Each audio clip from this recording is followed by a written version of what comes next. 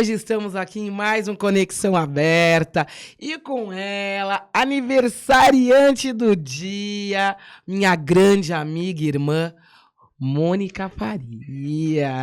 Parabéns pra mim, muito obrigada pelo convite. É coisa de irmã, né? Coisa de irmã.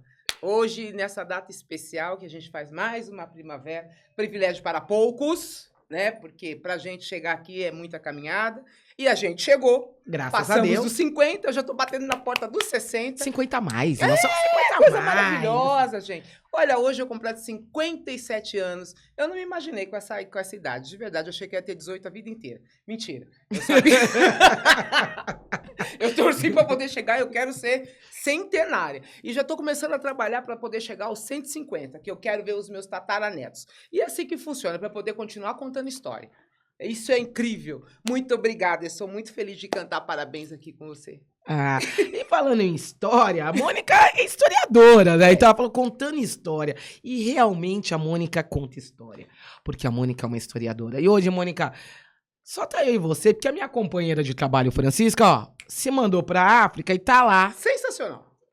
Fazendo a parte dela. Sensacional. Eu estou aqui nesse momento muito importante. Ótimo. Olha, estamos juntas. Gravar esse seu programa no dia do seu aniversário, pra mim tá sendo uma honra. Sabe quanto eu gosto de você, quanto eu te amo, porque nós somos família. Sim. Então eu quero que você comece a contar um pouco da Mônica. Pra Nossa. quem não te conhece. Dá um pouco de medo, hein? Mas é medo que nós queremos. Eu quero que você conte um pouco Dá um da pouco de Mônica medo. e da história da Mônica. Quem é a Mônica? Mônica. Então, a Mônica passa por fases, né? Como muitas de nós, e quando eu digo muitas de nós, mulheres pretas, a gente passa por muitas fases. E eu como não sou diferente, passei por várias. E confesso que essa construção que eu tenho hoje, ela é recente. Ela é muito recente. Pode-se dizer que talvez tenha uns 10, 15 anos. Para a idade que eu completo hoje, é pouco tempo. Por quê? Eu sou de uma geração que estudou num período muito difícil, numa parte da história muito difícil do país, que foi na ditadura militar. Então, a gente não podia e não fazia qualquer coisa. Tudo era muito limitado. E nas periferias, porque sou uma mulher periférica, isso também era muito complicado. Então, as informações de quem somos, ela era muito restrita. Para você ter ideia, hoje eu consigo entender, e eu sou grata a uma mais velha, que um dia disse que nós não somos descendentes de escravos, e sim de pessoas que foram sequestradas e escravizadas. E isso faz total diferença na nossa construção. Porque eu cresci achando que eu parti de um ponto que não era uma verdade. E quando eu ouço essa mulher falar, Marcota Valdívia falar, que nós não somos descendentes de escravos, e sim descendentes de pessoas que foram sequestradas e escravizadas, mudou um eixo na minha vida, mudou. Fez uma volta de 180, assim, porque eu falei, como assim, né? No livro que eu estudei, era sempre muito difícil de ver aquelas imagens das pessoas sendo violentadas. E quando ela fala isso, eu falo, pô, quem sou eu? Quem é o meu povo? E eu começo a estudar a história do meu povo. E isso é o incrível, é a grande sacada, né? Porque eu sou professora, gosto muito da sala de aula e isso fez também diferença na minha sala de aula. Porque eu passei a estudar e a passar esse estudo para os meus alunos e fazê-los entender que, em sua grande maioria, a sala de aula de uma escola pública é de pessoa preta, e fazê-los entender que o ponto de partida dele é de um outro lugar, e não dessa pessoa que foi sempre subjugada. Muito pelo contrário. São descendentes de pessoas que lutaram, que brigaram, que desde o primeiro momento que chegou aqui nessa terra chamada hoje Brasil, sempre lutaram pela sua liberdade. E se a gente tem a liberdade que a gente tem hoje, é por conta dessas pessoas que começaram a lutar lá atrás. E isso é importante. Então, a minha construção, ela se deu a partir do momento que eu reconheci esse ponto. E aí eu fui buscar entender as minhas origens, quem eram as minhas ancestrais, e isso fez total diferença na minha vida, porque eu entendi quem era minha tataravó, quem era minha bisavó, enfim. E eu fui fazendo uma linha.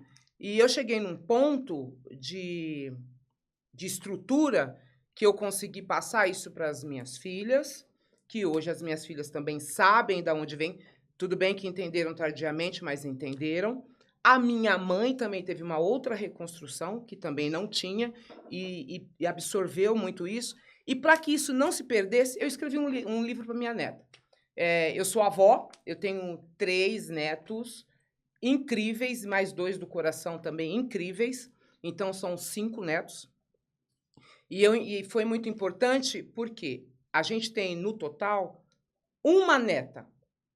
E para que essa neta tivesse essa mesma estrutura e ser sabedora da onde o ponto de partida dela, eu escrevi um livro para ela, contando da minha bisavó para frente. Ou seja, é a minha bisavó contando para ela como ela chegou neste ponto de cá. Então, assim, quando a minha neta for adulta, ela vai olhar, ela vai saber quem é o nome da avó, da bisa, da tataravó, da trisavó dela, tá escrito ali. Eu não tive essa prerrogativa. Eu só consegui chegar até a minha bisavó, porque, como a maioria das pessoas sabem, os nossos documentos foram queimados. Então, a gente não consegue traçar a nossa árvore genealógica, porque se perdeu no meio do caminho. Mas a minha neta vai ter essa função. Gente, eu falo muito, hein? Eu gosto de conversar, eu falo, Mas enfim. o podcast é isso. Eu falo. É contar história, é falar, é conversar, é trazer dados, que as Sim. pessoas se transformem, Sim, que sim, vá, de alguma forma, atingir os nossos pares. Sim. Porque é isso que nós buscamos. Fazer essa transformação, fazer essa modificação, Mônica. É isso que nós queremos. Que as nossas histórias sejam ouvidas, que as Sempre. nossas histórias sejam faladas e contadas. É isso que faz parte da vida, é isso que faz a diferença. Sim, sim, sim, sim. E faz muita diferença, Meg. Como eu disse, a minha mãe tinha um olhar. Hoje ela tem um outro olhar. Para que a minha neta já se construa com esse olhar sabedor, sabendo de onde vem, é importante que a gente se aproprie. E quando eu escrevi o livro para a Aya, ela nasceu uma data muito, muito especial. Ela nasceu 20 de novembro de 2023. Nossa, 20 de novembro. É uma data significativa, Exato. e especial para todas nós, Pra né? todos. É um marco, né? Sim, que veio sim. tardiamente, Mas né? tá marcado. Mas veio. Veio. Tardiamente, Sim, mas esse marco sim, chegou e sim. veio para nós. E ela nasceu nessa data. E foi nessa data, quando eu olhei para ela, eu sentei e escrevi o livro para ela, dizendo da onde ela vem. Quem é você? Você está neste ponto, mas para você chegar neste ponto, mulheres lá atrás tiveram que fazer um processo, te deram um ombro e você está aqui. E vai ser brilhante. Todos brilhantes. E é importante isso. Então, quando eu lançar o livro, eu vou voltar para mostrá-lo, mas eu já vou falar o nome. É a Aya e o portal Iroko. Iroko, para quem não sabe, é uma árvore, que se a gente fala do Itã, desta árvore, que também é um orixá, é a árvore que liga a terra, a parte mais profunda da terra, com o céu. Então, você imagina que ela faz essa conexão entre terra e céu. Então, por que eu escolhi esse nome? Porque traz a raiz da ancestralidade para o presente e para o futuro. Então, o livro se chama Aya e o Portal Iroko. Incrível. Não é porque eu escrevi, não, mas é uma história muito bonita. A história da minha família é linda. Não é porque você escreveu, não, mas a história é muito boa, né? É muito boa. Não é bom o livro. Mas não foi porque eu escrevi, o livro é maravilhoso. O livro é sensacional, maravilhoso, né? Maravilhoso. E vai deixar uma mensagem legal. Porque para fazer um movimento de tentar entender. De transformação. É um movimento de transformação. Exato. Que é o interessante, transformar, né? Sim. Aquela coisa de mutação, hoje sim, é isso, sim. Veio do passado. Porque, isso, na verdade, esse passado. o grande problema, né? Vamos falar de mulheres pretas, né? É que eles ficam presos no passado. Sim. E a gente tem que caminhar. Não, nós temos que ter a referência do passado, não é, Mônica? Mas nós estamos no futuro. Sim. E nós precisamos dessa referência para caminhar e para ter uma transformação de vida. Exatamente. Porque se transforma. Veja bem, quando a gente olha, principalmente nós, mulheres pretas, a sociedade ainda insiste em colocar a gente numa caixinha. Sim, isso é importante. E a gente não pode ficar nessa caixinha. A gente tem que abrir a tampa, estourar a caixinha e sair. Isso é importante. Então, a gente não pode se prender lá atrás. A gente tem que olhar, fazer o movimento Sankofa. Olha para o passado, Pega o que é importante para você, o que é interessante, aprende, ressignifica e caminha. Este é o objetivo. É importante que a gente consiga fazer esse movimento. Olhar para o passado, entendê-lo, trabalhar e aplicar para a nossa caminhada, aplicar para o nosso futuro. Vamos fazer o caminho de Exu. Abre caminho e vai. É isso que o passado é importante para a gente. A gente precisa olhar para ele para entender. Porque, às vezes, a gente fica estagnada num ponto só e não consegue caminhar. Não, é o movimento de Sankofa. Pega lá atrás, traz para hoje, ressignifica e caminha. Mas o grande problema, Mônica, é que tem pessoas que não conseguem se desprender. Fica presa ali, não sai do passado, fica aquela coisa, se martirizando. Remoendo. Se martirizando, ali amarrada, não sai do passado. Mas então, o problema que eu vejo, Meg, é o seguinte: por que ela não consegue sair? A desinformação.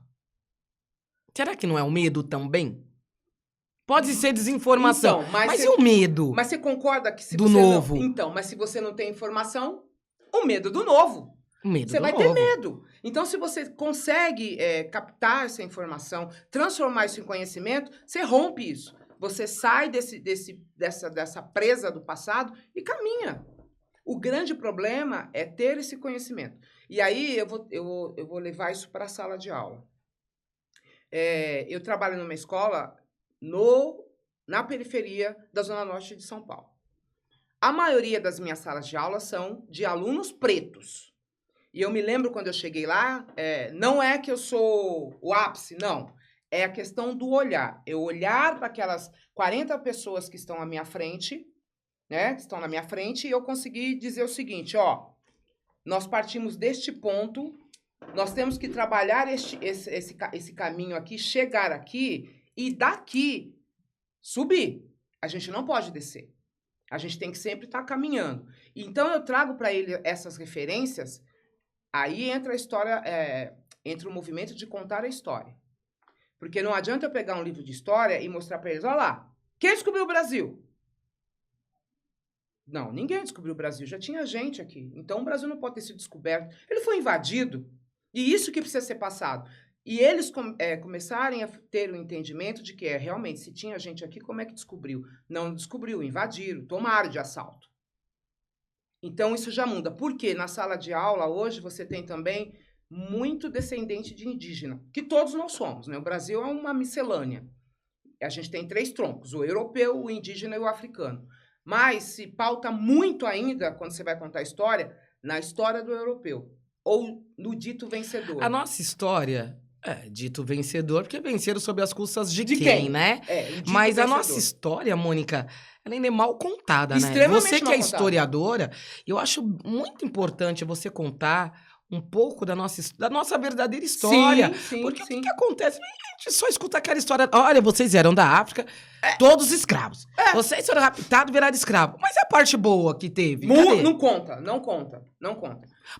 Como historiadora, por que não é bom contar a parte boa? Porque se você conta a parte boa, você alimenta e estrutura a pessoa que tem que ser, que na cabeça da sociedade tem que continuar subjugada. E quando você tem um conhecimento, você sai desse lugar de subjugamento e vai para outro ponto. Então, quando você conhece a sua história, você se fortalece. É interessante que a periferia seja fortalecida? Nossa, Mônica, que interessante. Então, não é bom contar a nossa história para que nós não tenhamos força, para que nós não tenhamos ideia, para que nós não mudamos a nossa vida? É isso, Porque a gente fica posto num lugar. Olha só, é bem simples isso. Eu sou filha de uma mulher que foi empregada doméstica. A sociedade entende que a filha desta mulher deveria ser o quê? Empregada doméstica. Não é demérito. Muito pelo contrário. E, gente, parênteses para o doméstica, né? Porque quando você fala empregada doméstica, é como domesticar alguém. E o que a gente domestica é animal.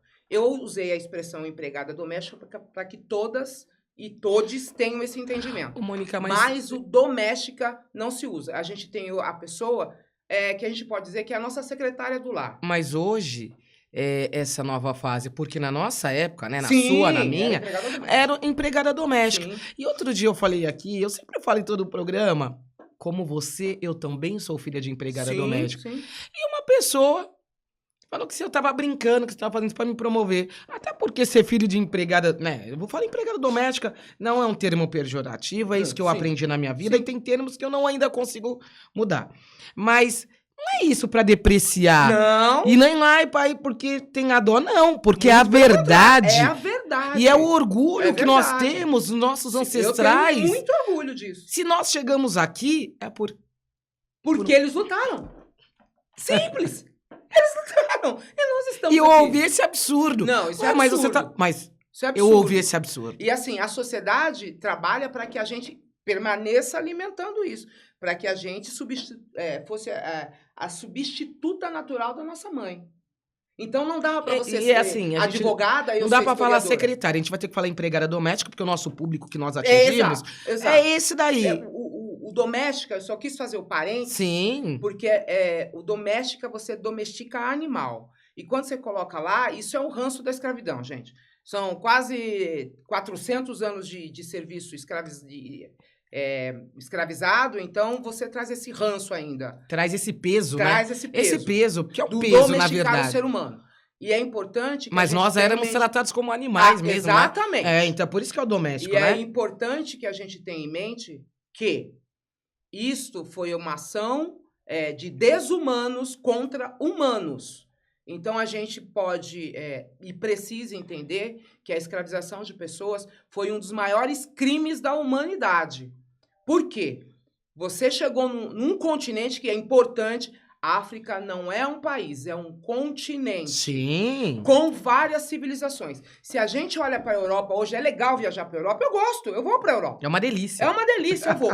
Mas quem civilizou a Europa foi a África. E é importante que se diga isso. A minha neta, a única que nós temos mulher, Mônica, eu vou nasceu fazer um na Espanha. parênteses. Opa, pode falar. Não, você fala... A África colonizou a Europa. Sim. E na vida toda nós aprendemos o quê? Que é o contrário. Que a Europa civilizou o resto do mundo. Eu acho importante E é você mentira. falar essa história. É mentira. Porque para as pessoas As pessoas aprenderem e Quem conhecerem. civilizou a Europa foi a África. Enquanto a Europa estava mergulhada em doenças, que a gente fala assim, que é a Idade das Trevas ou a Idade Média, seja lá o nome que queiram dar, a África estava em franca ascensão. Eu costumo dizer para os meus alunos e pergunto, e eu refaço a pergunta, quem é o homem mais rico do mundo? Eu não estou falando hoje, tá? Eu estou falando quem é o homem mais rico do mundo. A maioria, 99,9% fala assim, Elon Musk. Fala, não é o Elon Musk. Até hoje, o homem mais rico do mundo é um homem preto e foi imperador do Mali, chamado Mansa Musa. Ele foi o primeiro homem a provocar um ato inflacionário no mundo, de tão rico que esse homem era. Então, assim, você fala assim, quem é o homem mais branco? Elon Musk. Não, quem é Elon Musk? O homem mais rico do mundo até hoje é Mansa Musa, imperador do Império do Mali. Então, a gente precisa trazer essas histórias. Aí você vai pra TV assistir novela. Aí eles colocam lá, o Egito. Tudo gente branquinha do olho azul. Pensam lá, Elizabeth Taylor, Cleópatra do olho azul. Mentira! Que nós crescemos com essa imagem, Mentira. né? Crescemos com essa história, com esse Mentira. vídeo. Cleópatra tinha a nossa aparência. Era uma mulher preta. Simples assim. O Egito não era formado de pessoas brancas. Era formado de pessoas pretas. Simples assim. Professora Mônica que está falando? Não. O livro de história conta? Mente. Não conta. Então, você tem que buscar a história de fato. Então, quando você vai para o Egito, olha... Mônica, e onde você buscou essa história de fato? Que como você buscou... Sim. Onde você buscou essa história Sim. de fato que nós somos enganados? Sim. Aí? Pela vida toda na Pela escola. vida toda. Na escola, a gente só Pela aprendeu vida coisa toda. diferente. Você sabe, aí, quando eu digo que a Mônica de hoje é uma construção de pouco tempo. Tem uma intelectual que todos deveriam se apropriar, chamada Sueli Carneiro. Ela é fantástica, Ela né? vem com o epistemicídio. E eu falei, gente, o que é isso, epistemicídio? Eu gosto muito de filosofia. Não sou filósofa, mas eu gosto muito de filosofia. E eu fui entender o que ela estava falando. Ela é filósofa. E eu fui entender o que ela estava falando. Que ela diz o seguinte, que quando ela vai para a universidade, que ela começa a buscar essas informações, e eu acho que quando ela foi fazer, eu não lembro se foi mestrado ou doutorado, ela começa a ler filosofia e ver que a filosofia não está ali, Aristóteles, Sócrates. Que é isso que nós aprendemos o tempo todo. Mentira! É só descobrir isso na Aí escola, a na gente faculdade. pega e volta, né? Ela, com essa fala dela, eu falei, gente, mas como assim? Eu preciso entender isso. Quando ela traz essa fala e eu começo a buscar, porque hoje a santa internet está aí também para nos ajudar. É, mas a internet mente E a também, mente, viu? mas quando a gente quer procurem buscar, livros, né? Porque a internet conta Não, umas a gente histórias. tem que ir pro livro. É. Onde é que eu busco tal coisa? E eu comecei a me apropriar de escritores e intelectuais pretos. Aí eu fui para a África, e quando eu digo fui para a África no sentido literário, porque eu comecei a buscar pessoas que falavam sobre o continente africano. E aí eu comecei a ler. Que contava a verdadeira história sobre o continente africano. E aí fui para uma universidade aqui fazer uma pós, que é uma das universidades de melhor ranqueada no mundo, chamada USP.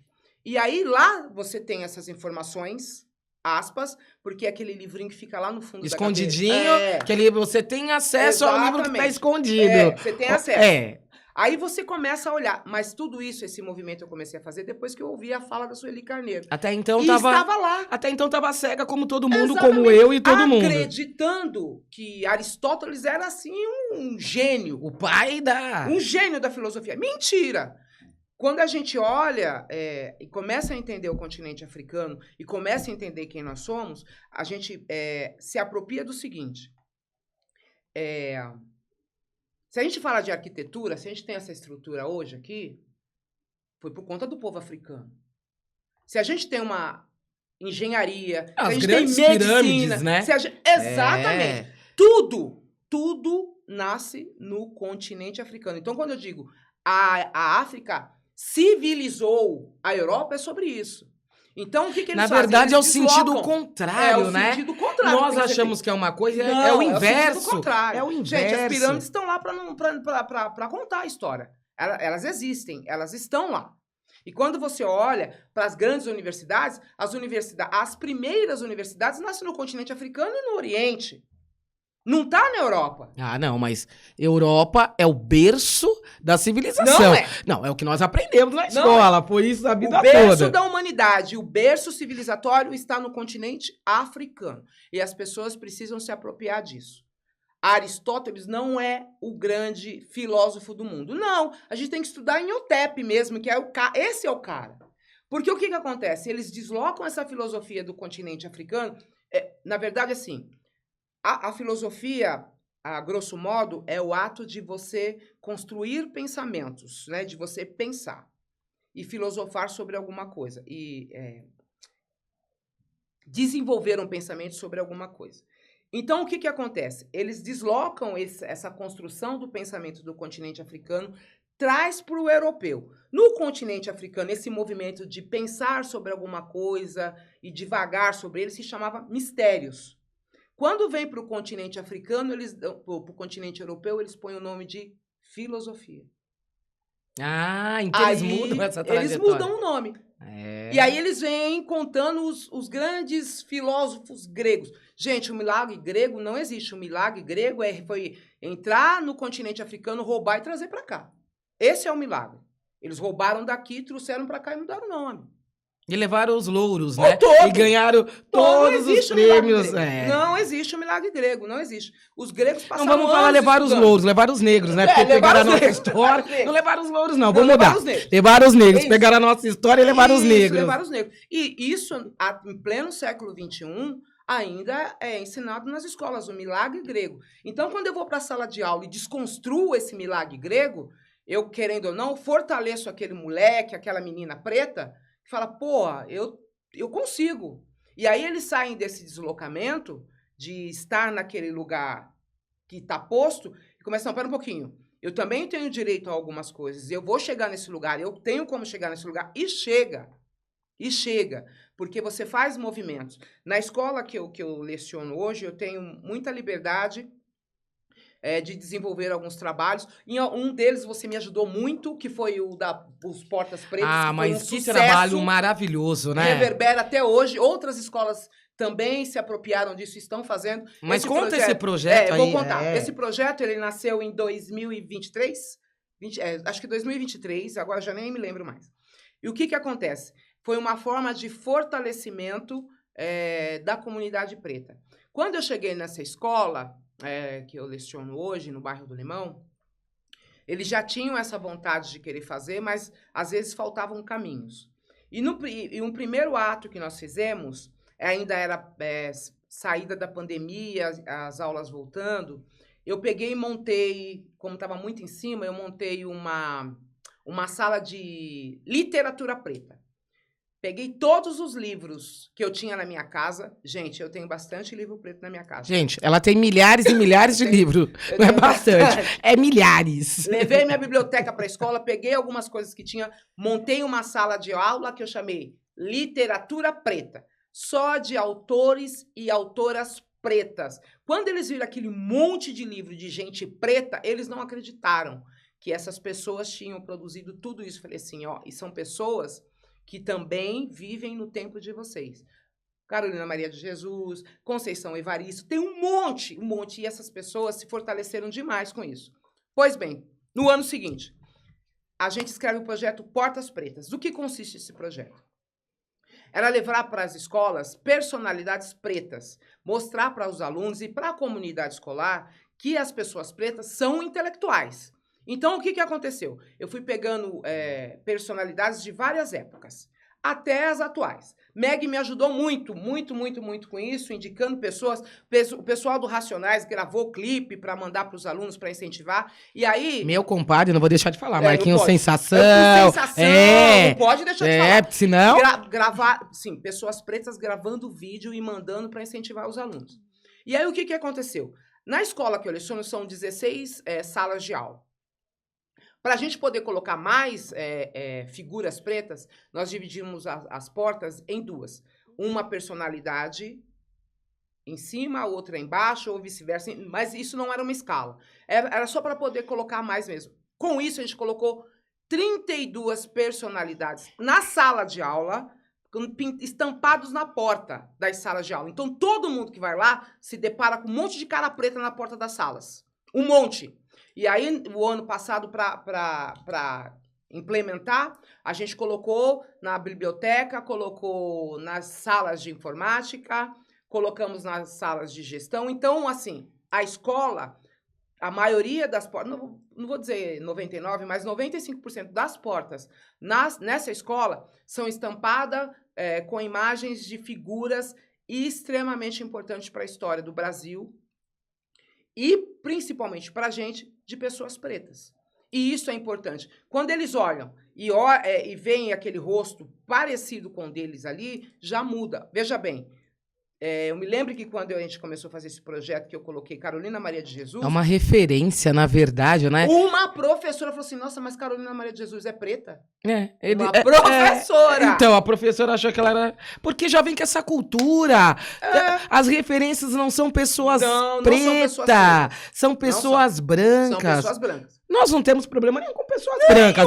Tem que ficar bem claro aqui. Mas preto também é referência. Nós temos as nossas referências também. E elas precisam ser faladas. Porque isso é uma questão de fortalecimento. A gente precisa trazer à tona essas falas, essas pessoas, para que os nossos alunos, os nossos jovens, entendam que eles podem ser o que eles quiserem. Muito. Uma outra pessoa também que nos ajudou bastante, e ela esteve depois na escola, foi a Jaqueline Góes, que foi a cientista que mapeou o coronavírus. Quando eles olharam para aquela mulher preta, falei assim, é uma cientista, vocês podem ser cientistas também. E ela é de uma importância incrível. Se a gente tem a vacina do coronavírus, começa na mão dela. Na verdade, esse seu projeto ele foi fundamental para quê? Para que as pessoas, aqueles alunos... Eu posso mudar a minha vida. Se essas pessoas pretas mudaram a vida dela, eu posso mudar a minha. Sim. E esse seu projeto, Mônica, devia ir para outras escolas estaduais, viu? Sim. Algumas até já tentaram fazer. E é importante também, Meg, frisar que esse projeto ele não ficou pautado somente em colocar lá personalidades pretas, ou do esporte, ou da música. Não, Eu geral. quis levar geral, É. porque o que acontece? Eles colocam a gente na caixinha. Mas só nessas caixinhas, né? Só nessas caixinhas. É música, isso, né? É isso. Eles colocam a gente nessa caixinha. A gente não pode ser um bom médico, a gente não pode ser um bom professor, a gente não pode ser um bom cientista. A gente tem que estar aqui nessa caixinha. Ou é música, ou é futebol. Eu não posso ser tenista? Não. Não pode ser aquela melhor do mundo. Não posso! Porque é preta. Eu não posso! É complicado. Entende? Então tem umas caixinhas de sucesso pra gente. Só aquelas caixinhas. Aquela. Pode ser doutora? Posso ser advogada? Posso. É que a sociedade escolheu as caixinhas que queriam nos colocar e nos amarrar. Sim, sim. Fecha a tampa, amarra bem. E fica aí. E fica aí. É. Então, quer dizer, amarrar não. Passa o cadeado e leva a chave. De preferência, joga no oceano. Pra não sair daí. Então, este e não dar ideias. Exato. E não fazer com que a sociedade muda. E não pode. Então, assim, hoje eu sou muito grata por estar neste momento e eu penso também que me colocar na história e me colocar na sala de aula faz parte do meu processo evolutivo. Por quê? Quando eu olho para o meu aluno que hoje ele é capaz de identificar um ato racista e se defender, eu tenho certeza que eu cumpri o meu papel. Sim. E porque antes ele olhava, ele... E se sentia acuado, um coitado, hoje sem ele forças pra nada. Não, hoje ele responde. Hoje ele tem Peraí, é assim, por que você tá falando assim comigo? Por que você tá falando assim comigo? Me respeita. Eu sou um cidadão como você, um aluno do 2º ano. É gratificante. Então, o retorno dessa profissão, que é a nossa...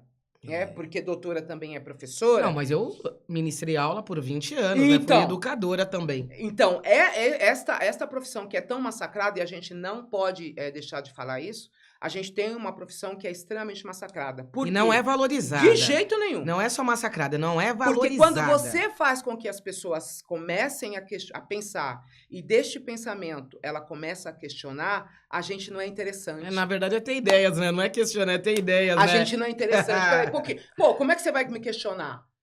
Por que você está me questionando? Por Quem é quê? você? Quem é você? Sobre e aí, quando as pessoas começam a fazer esse movimento, chega lá a cada 4 anos que ela tem que votar, ela já começa a questionar. Espera um pouquinho. Fulano de tal é assim, fulano de tal é assim. Não, eu tenho que dar uma olhada nisso melhor. Então, você acha mesmo que essas pessoas vão gostar de professor? Vão odiar professor. Pra quê? Pô, esses caras aí estão fazendo a população pensar. Tá fazendo uma revolução. E não é legal. Não é legal. Então, eles massacram. Não é legal ter cabeças pensantes. Mas eu não tô nem aí. Eu permaneço lá e eu vou... Enquanto eu puder fazer para mudar a cabeça dessas pessoas, para que elas tenham vidas melhores, que elas se movimentem e saiam da caixinha, atravessem a ponte, eu vou fazer. Fazer a diferença, né? Total. Porque não adianta você educar e não fazer a diferença. Não ter alguém pra contar a sua própria história. Tem que contar. E a gente precisa. E é interessante esse movimento que ele muda não só a cabeça dos alunos pretos, mas dos brancos também. Não, da sociedade, né? Começa um movimento, vou né? fazer um parênteses, gente. Vou fazer um parênteses.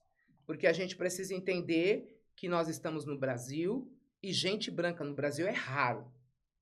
Brasileiro não é branco. Brasileiro é preto. Por mais que tenha sua pele clara, é preto. Não fala preto que eles não gostam. Vão falar que são afrodescendentes. Tudo eles bem. Não gostam. Entenda como que a sociedade brasileira, ela é preta.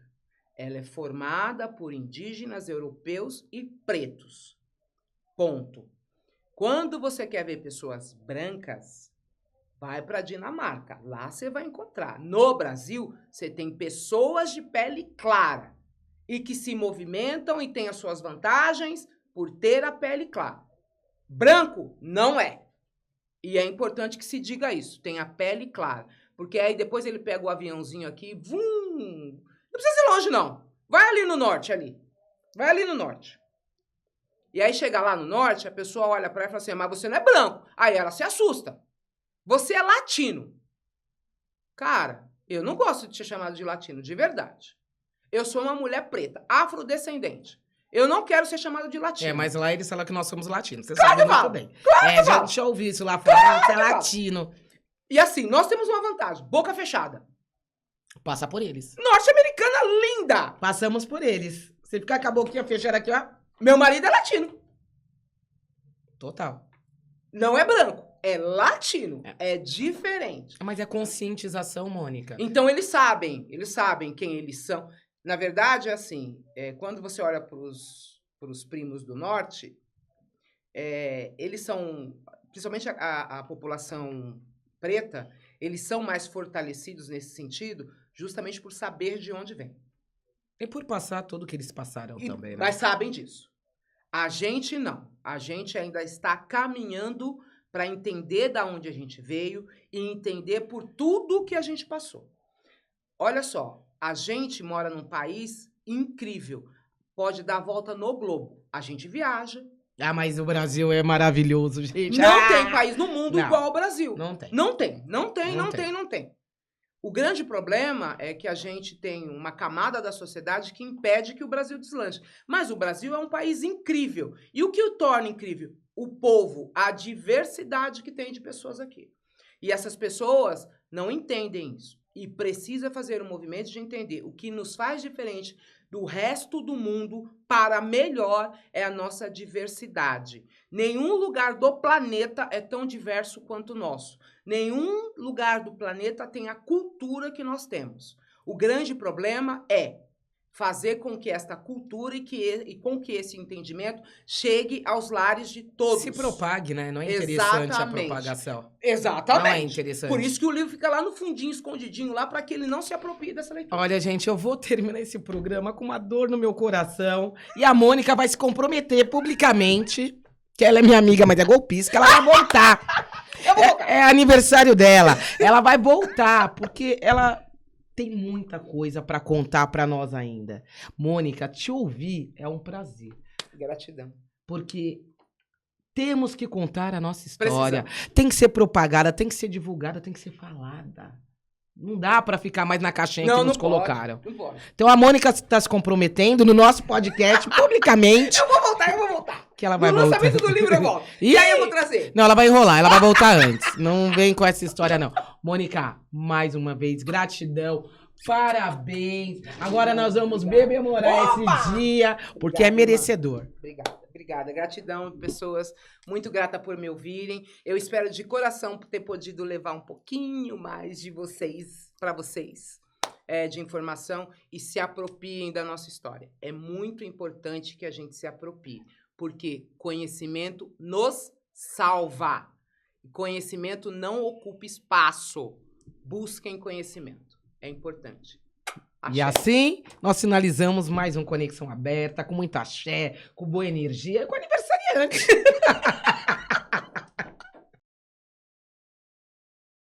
Sim, nós finalizamos mais um Conexão Aberta, com muita axé, com boa energia, com aniversariante.